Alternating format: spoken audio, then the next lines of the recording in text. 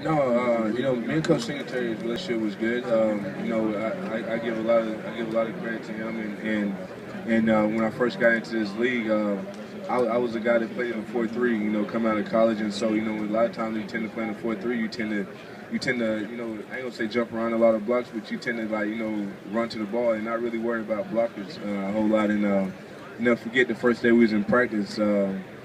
Larry Allen came out on a sweep, and I saw the running back and I saw Larry Allen, and I was like, I'm gonna put a move on him and go get the ball carry, because that's what I did in college, just see the ball, go get ball, and I forget I went to do that to Larry Allen, but I guess what I didn't realize is that these veterans, the NFL guys, are a little bit more crafty. They especially a guy Larry Allen knows how to play quick guys, and never forget he pushed me, man, and I swear I was on one side of the field and I felt like I ended up on the other side of the field.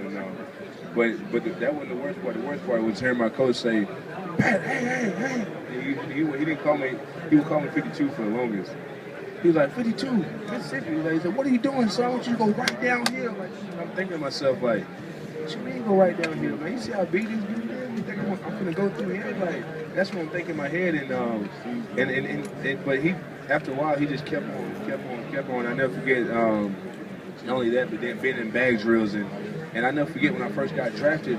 I remember having them in the Senior Bowl, and I swear that I think that's one of the hardest practices I ever had, a week of practice I ever had, and I never forget, when I got drafted, the first thing that popped in my head was taxes and bag drills.